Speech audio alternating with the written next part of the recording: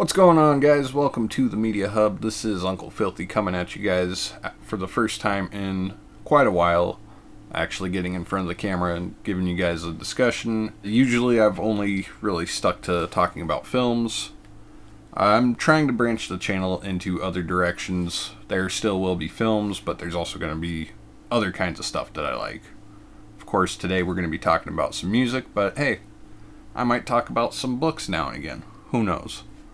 But this is sort of an effort to give the channel a necessary shot in the arm, get it moving again, try to get back to creating content with some regularity.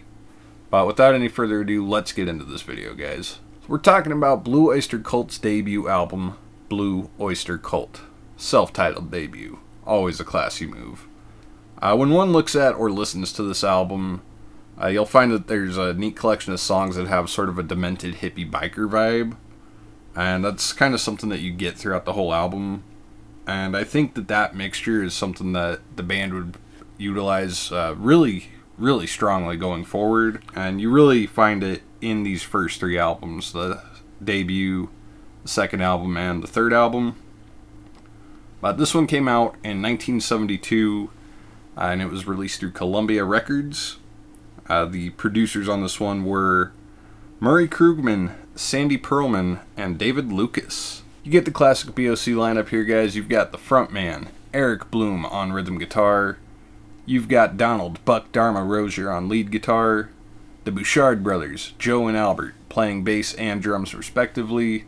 And hitting the keys, you've got Alan Lanier. All the members of Blue Öyster Cult would contribute vocals to varying degrees. Of course, you got Bloom and Rozier doing most of the singing throughout the career. The Bouchards would often have a song or two pretty much on every album going forward until they would leave the group. And Alan Lanier would eventually get a single lead vocal performance, but that's still yet to come. We'll talk about that when we get there. But let's get into the songs on this puppy here. This album kicks off with Transmaniacon MC, which is sort of a retelling of the Altamont Free concert that was organized by the Rolling Stones. And the tune plays out as if it's sort of like the manifesto of an otherworldly motorcycle club. It's a great way to start the catalog. Real strong rocker. If it's not your taste, if you don't like that sort of hippie biker rock of the late 60s, this is probably not going to be your flavor. But Transmaniacon MC, great way to start the album. I'm on the lam, but I ain't no sheep. This is a folky little rocker, and it's about the Canadian Mounted Police, the Royal Canadian Mounted Police. This one, they wrote this one before they were Blue Öyster Cult proper, and you know, it's kind of a weird song, kind of a trippy song. I think, was it before they were Stock Forest Group? It might have been back in the Awaka days, now that I think about it. It's a great visual song, too. When you listen to it, it sort of plays out in your head like a movie, which is what I think all great songs should be able to do to some degree. And this one would be re-recorded and sort of reworked on the second album. Then came The Last Days of May. This is a haunting murder ballad where Buck Dharma takes the lead here, and I think he was the sole writer on the song. And it may or may not have been based on a true story about a group of sort of upper middle class college kids going out to the desert to score some drugs. Of course, it doesn't end well. They end up getting killed off.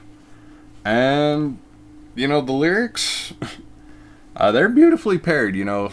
As haunting as they are, the music in the song sort of has this jazzy feel almost, like a folky jazz, really subdued. And just the way that sort of bluesy folk and that jazz little bit sort of intertwine, I don't know, it just creates this really weird, unique feeling. It's one of the high points, if not the high point on the album here. But yeah, it definitely sets the tone for some of the darker stuff that Blue Öyster Cult would eventually move on into.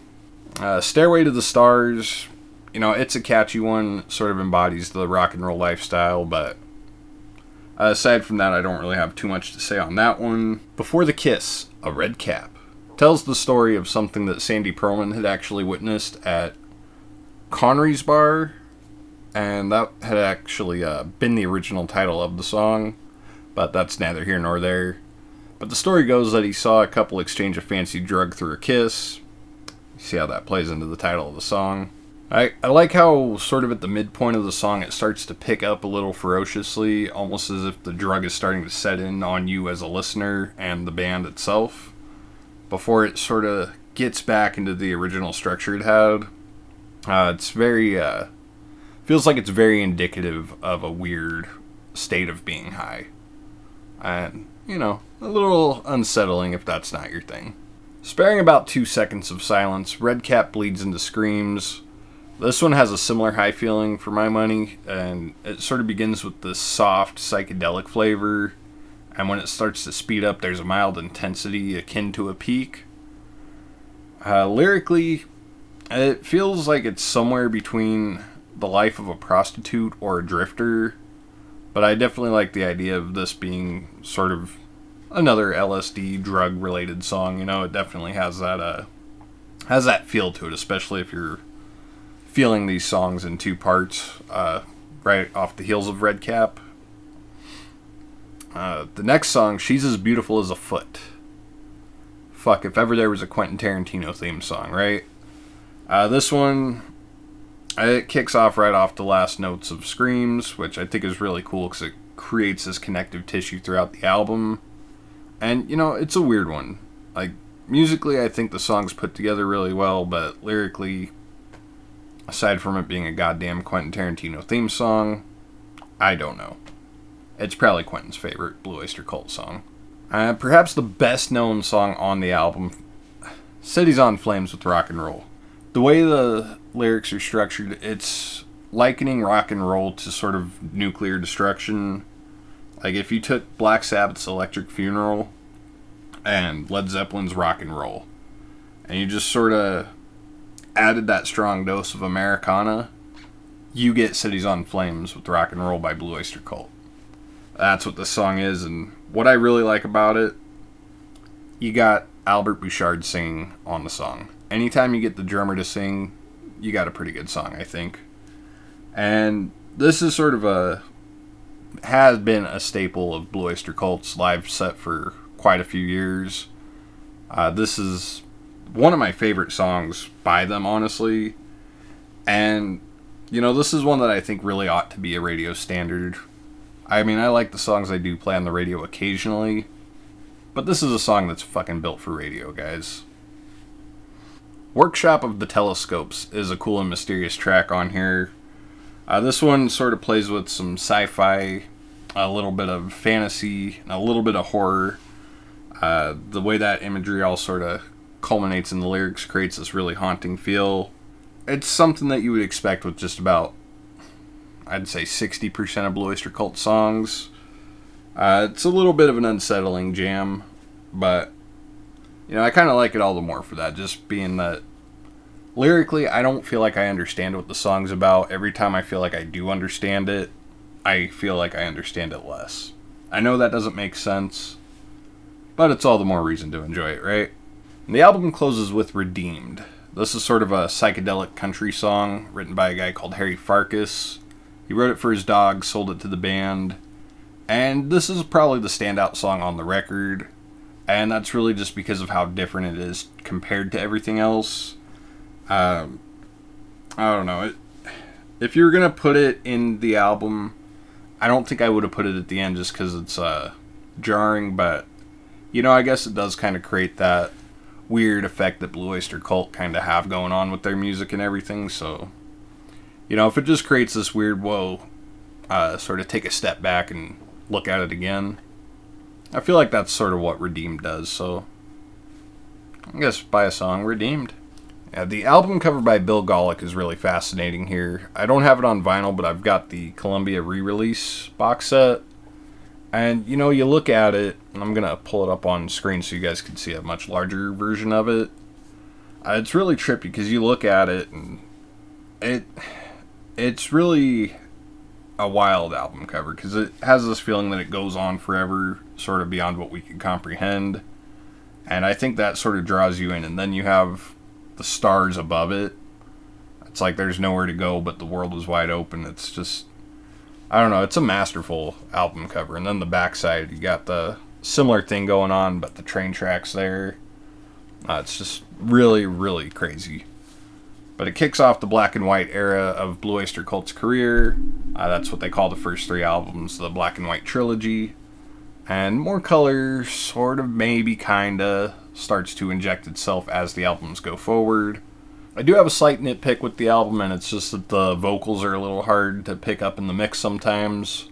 But I guess it depends on the sound system. I don't have a great sound system to crank this out of right now. But when I listen to it, it just sounds like the vocals are just a little bit buried. I like the great musicianship, and, you know, if that's how the production actually is, you get to hear the great musicianship. But I really like to listen to their lyrics because they have some fascinating lyrics. And that's one of the things that's going to be pretty consistent going forward with Blue Öyster Cult. This one is a little bit more of a problematic issue I have. Where's the bottom end? I feel like I'm not hearing enough of Joe Bouchard's bass in this, but I like the bass guitar, so, you know, I'm a little biased with that. And, you know, I've heard some people gripe that the guitars are sort of a problem. I don't really see that. I don't hear that. I think the guitar tone sounds just fine. Most of the songs on here, guys, they come with minimal issues, despite the occasional nitpicking that I provided. My favorite song on the album, it's somewhere between Cities on Flame with Rock and Roll, Last Days of May, and Workshop at Telescopes. Between those 3, it's going to be hard to say for sure which it would be the best. Cities on Flame, Last Days of May, and Workshop of Telescopes. And if you come into the debut looking for Don't Fear the Reaper, it's going to be a little bit jarring because they're not quite at that level yet. They're still exploring sort of that sort of biker hippie sound. And, you know, you shouldn't be turned off by that because it's the journey of getting to that point. Before we get to Agents of Fortune, we gotta go through the black and white trilogy. It's the foundation of Blue Öyster Cult, man. But yeah, no, it's a damn solid record, and it really is a preview of the great things that they would achieve musically. But I don't think that it's really the best starting point if you're aware of who they are. If you do want to try to get into Blue Öyster Cult and you don't know them too well, I'd say start with Spectres or Fire of Unknown Origin. Those are pretty good starter records right there. But overall, the debut album is, I think, essential listening, whether you dig the 70s rock in general or if you're just looking for something that's been hidden from classic rock radio. Do yourself a favor, scope out a copy of Blue Öyster Cult. I give this bad boy 4 Stairways to the Stars out of 5. Hey, thank you guys for watching. There's going to be a great mix of content coming on the channel these days. Be sure to stick around for all that. We'll see you in the next one.